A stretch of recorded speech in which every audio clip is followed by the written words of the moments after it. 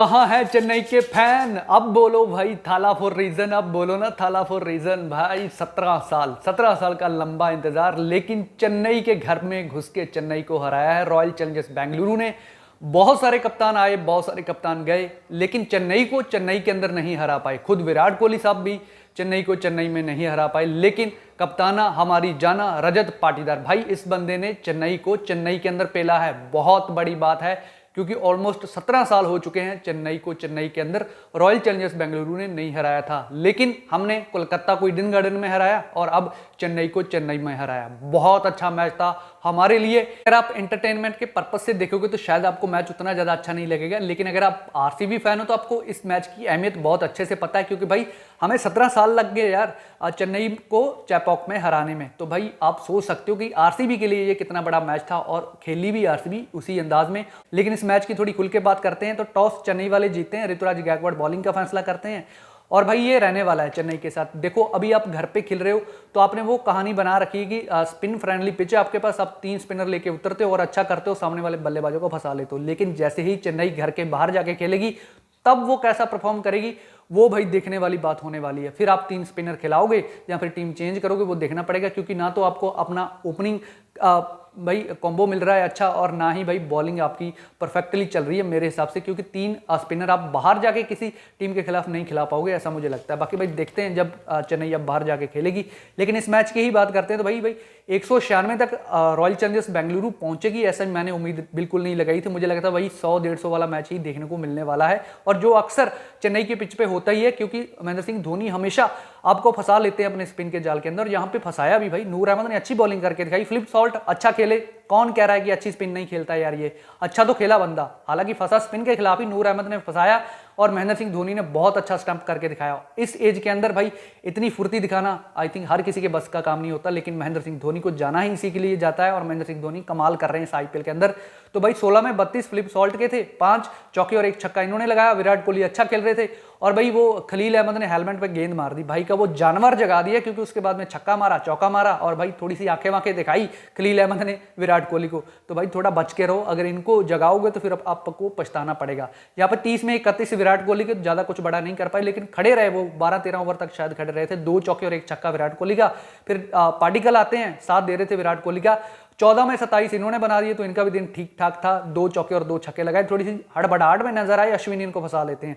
फिर कप्तान रजत पाटीदार आते हैं, कप्तान हमारी जाना, इन्होंने अच्छा किया। 32 गेंदों में 51 रन की पारी रजत पाटीदार की, और कप्तानी पारी, क्योंकि भाई किस्मत साथ लेके आए थे, लक इनका काम कर रहा था, क्योंकि 2-3 कैच इनके छूटते हैं, मौके बनते हैं, लेकिन चेन्नई वाले पकड़ ही नहीं पा रहे, क्योंकि चेन्नई का दिन ही नहीं था चेपॉक के मैदान के ऊपर, सच बोलूं तो। 32 में 51 बना देते हैं भाई रजत पाटीदार, और पथिराना का शिकार होते हैं लास्ट में जाके, लेकिन 4 चौके और 3 छक्के लगाते हैं। तो रजत पाटीदार ने एज ए कैप्टन बहुत अच्छा काम करके दिखाया, क्योंकि फेयरलेस अंदाज में खेलना हर किसी के बस की बात नहीं होती, जबकि हालांकि आप कप्तान हो उस टीम के। लिविंगस्टन कोई बड़ा स्कोर नहीं कर पाते, तो भाई आप कब रन बनाने वाले हो। वैसे तो मैं सीधा फंडा बताऊं तो इनको छुपा के रखो, जैसे स्पिन आती है इनको मत भेजो। अगर आपको लग रहा है कि सामने वाली टीम स्पिन डलवा रही है, इनको पीछे रखो, इनकी जगह पे आप कुणाल को ऊपर भेज सकते हो, इनको छुपा के रखो, जितेश शर्मा को ऊपर भेज दो या फिर टिम डेविड को भेज दो आप, लेकिन इनको छुपाओ, क्योंकि ये स्पिन के खिलाफ उतना अच्छा नहीं करते हैं। इनको लास्ट के ओवरों के अंदर भेजो, जब फास्ट बॉलिंग आती है तो वहां पर ये पिटाई करेंगे, ऐसा मुझे लगता है। यहाँ पे नूर अहमद इनको बोल्ड कर देते हैं, लेकिन 1 छक्का ये लगा गए थे, और जितेश शर्मा ने भी छक्का लगाया, चौका लगाया, तो इनके लिए भी दिन अच्छा था भाई, इन्होंने भी रन बनाए। फिर टिम डेविड, अब भाई इस पे बहुत सारी डिबेट आप कर सकते हो, चाहो तो कितनी लंबी बात कर सकते हो, क्योंकि मुंबई के साथ हमारी डील थी, हमने भाई उनको विल जैक्स दिया था जिन्होंने अभी तक परफॉर्म नहीं किया, लेकिन टिम डेविड ने इस मैच के अंदर वो भरोसा जताया है कि भाई कोई बात नहीं। और वो मुझे मिर्जापुर का वो डायलॉग याद आ रहा है कि शुरू तो मजबूरी में किया था टिम डेविड ने, लेकिन अब उनको मजा आ रहा है, क्योंकि भाई 8 में 22 रन बनाना आसान काम नहीं होता, और लास्ट में जाके चेन्नई के मैदान पे मारना बहुत मुश्किल होता है, लेकिन टिम डेविड ने करके दिखाया। 8 में 22, 1 चौका और 3 छक्के भाई ने लगाए, और सैम करन को जो सूता है उन्होंने 3 छक्के मारे सैम करन के, तो वो रंग वंग उड़ा दिए भाई इसने।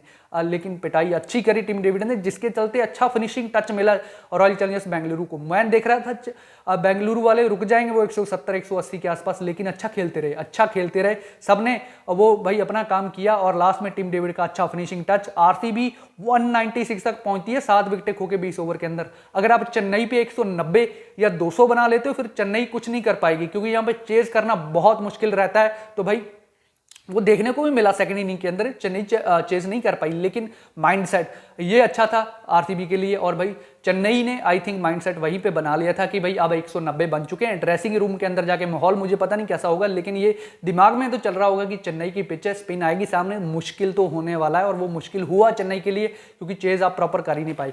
अब चेन्नई की बॉलिंग की बात करूं तो भाई तारीफ करनी पड़ेगी नूर अहमद की। ये पूरा पैसा वसूल परफॉर्मेंस दे रहे हैं, 3 विकेट इनको मिलती है, तो ये अच्छा चॉइस है चेन्नई के लिए। फिर पथिराना फिट थे इनके लिए, इनको खिलाया, 2 विकेट इनको मिल जाती है। खलील अहमद को 1 विकेट मिलती है, अश्विन को 1 विकेट मिलती है। जडेजा का खाता खाली रहता है, सैम करन का खाता खाली रहता है। और भाई जडेजा और सैम करन को पिटाई पड़ती है। अश्विन ठीक ठाक रहते हैं, अश्विन को तो पूरे ओवर करवाई भी नहीं, 2 ओवर करवाई। लेकिन भाई खलील अहमद आंखें दिखा रहे थे विराट कोहली को, तो भाई बच के रहो, आपकी ऐसी तैसी कर देगा वो बंदा, मत भिड़ो उससे।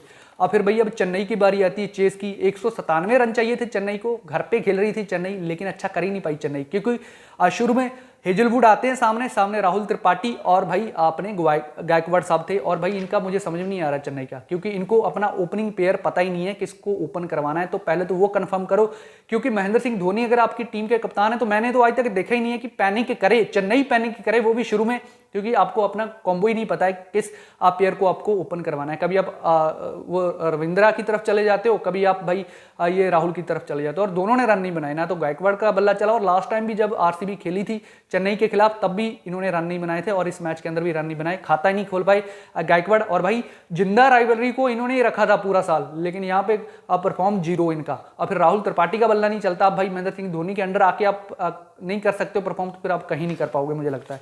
यहाँ पे दीपक हुड्डा का बल्ला नहीं चलता है, इन पे बहुत डिपेंड थी ये चेन्नई, लेकिन भाई नहीं बना पा रहे हैं। और ये इनका ये रहता ही है, क्योंकि 4-5 फ्रेंचाइजी से ऑलरेडी खेल चुके हैं, अब महेंद्र सिंह धोनी के अंडर खेल रहे हो, तो यहाँ तो आपको रन बनाने पड़ेंगे। सैम करन बॉलिंग के अंदर पिटे, बैटिंग के अंदर इनका दिन था। शिवम दुबे इंपैक्ट प्लेयर आते हैं, कोई बड़ी पारी नहीं खेल पाते हैं। फिर भाई रविंदर जडेजा आते हैं, 25 बनाते हैं 19 गेंदों के अंदर, लास्ट में वो लगे रहते हैं। और फिर भाई थाला भी आते हैं, महेंद्र सिंह धोनी भी इनका साथ देते हैं। और आज तो भाई वो 5वें ओवर के अंदर ही महेंद्र सिंह धोनी बैटिंग करने के लिए आ गए थे, ऑलमोस्ट 5 ओवर बचे हुए थे जब महेंद्र सिंह धोनी बैटिंग करने के लिए आ गए थे मैदान के अंदर। और बहुत सारे रन चाहिए थे भाई चेन्नई को जीतने के लिए, लेकिन महेंद्र सिंह धोनी ये नहीं कर सकते आपके लिए भाई। अगर आप सोच रहे हो कि वो आएंगे 30 में आपके लिए, आपको 80 चाहिए वो बना देंगे महेंद्र सिंह धोनी, तो वो नहीं कर पाएंगे। अब डिबेट तो ये भी चल रही है कि इनको ऊपर भेजो, लेकिन वो नहीं कर पाएंगे ऐसा मुझे लगता है।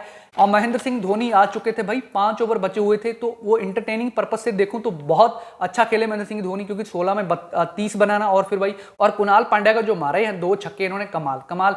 तो अगर आप चेन्नई के फैन हो तो आपके लिए यही पैसा वसूल है कि महेंद्र सिंह धोनी को आपने लंबे टाइम तक बैटिंग करते हुए देख लिया, लेकिन मैच इनके हाथ से निकल चुका था। फिर वो महेंद्र सिंह धोनी आप जानते हो, फिर इनके दिमाग में वही चल रहा कि रन रेट को कैसे बेहतर किया जाए, कैसे ऑल आउट होने से बचा जाए, तो वो ही कर रहे थे जडेजा और महेंद्र सिंह धोनी, दोनों खड़े रहे और भाई लास्ट तक खेलते रहे, लेकिन भाई जीत नहीं पाए। और रॉयल चैलेंजर्स बेंगलुरु ने फिर भी बहुत बड़ी जीत मिलती है आरसीबी को, 50 रन से मुकाबला जीतते हैं आरसीबी वाले, और सभी खुश थे।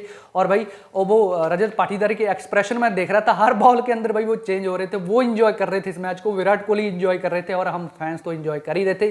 चेन्नई को चेन्नई में हराना महेंद्र सिंह धोनी का ये किला माना जाता है, वहां पे फतेह हासिल करना ये छोटा काम नहीं है, जो छोटी फ्रेंचाइजी का काम नहीं है, ये छोटे कप्तान का काम नहीं है, लेकिन हमारे कप्तान रजत पाटीदार ने करके दिखाया, आरसीबी ने करके दिखाया, विराट कोहली है तब करके दिखाया, और महेंद्र सिंह धोनी चेन्नई का हिस्सा है इस साल और तब करके दिखाना, आई थिंक ये बहुत बड़ी बात है। क्योंकि भाई अगर महेंद्र सिंह धोनी रिटायर हो जाते तो मन में मलाल रहता कि भाई हमने चेन्नई को चेन्नई में नहीं हराया जब हिस्सा थे महेंद्र सिंह धोनी चेन्नई का, लेकिन ये हो चुका है। अब हमने चेन्नई को चेन्नई के अंदर हरा दिया, कोलकाता को ईडन गार्डन में हरा दिया। अब हम अपने मैच जो है वो आरसीबी खेलेगी भाई बेंगलुरु के मैदान के ऊपर, वहां पे हम खेलने वाले हैं। तो भाई घर पे कैसा परफॉर्म करते हो उस पर डिपेंड रहेगा, अदरवाइज आपका सीजन बहुत अच्छा चल रहा है, सभी पत्ते आपके काम कर रहे हैं, तो भाई आरसीबी के लिए अच्छा चल रहा है मेरे हिसाब से। और फिर भाई आरसीबी की बॉलिंग, इनको ट्रोल किया जाता था कि बॉलिंग बहुत खराब है, लेकिन इस साल इन्होंने बॉलिंग के ऊपर बहुत ध्यान दिया और अच्छी बॉलिंग अब नजर आ रही है भाई। और टेबल के अंदर हम नंबर 1 पे हैं इस मैच को हराने के बाद, पहले भी हम नंबर 1 पे थे, अब चेन्नई को हराने के बाद तो फिर भाई और थोड़ा सा हमारा वो ताकत बढ़ चुकी है। तो भुवनेश्वर कुमार फिट थे, इनको खिलाया गया, 1 विकेट इनको मिलती है, और शुरू में भाई क्या हिलाई है बॉल इन्होंने, वो बनाना बनता हुआ नजर आ रहा था इनकी बॉल का, और भाई बहुत अच्छी बॉलिंग भुवनेश्वर कुमार की।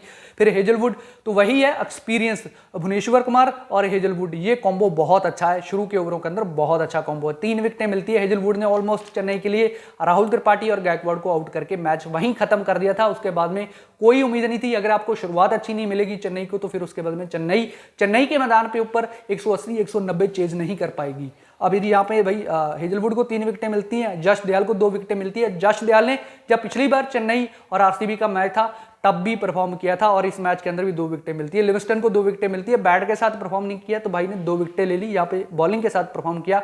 कुणाल पांड्या का खाता खाली रहता है, सामने महेंद्र सिंह धोनी थे, 2 छक्के भाई को पड़ जाते हैं, और ये महेंद्र सिंह धोनी का रहता ही है, जहां तो हार्दिक को मारते हैं या कुणाल को मारते हैं, पांड्या ब्रदर से इनका अलग चल रहा है।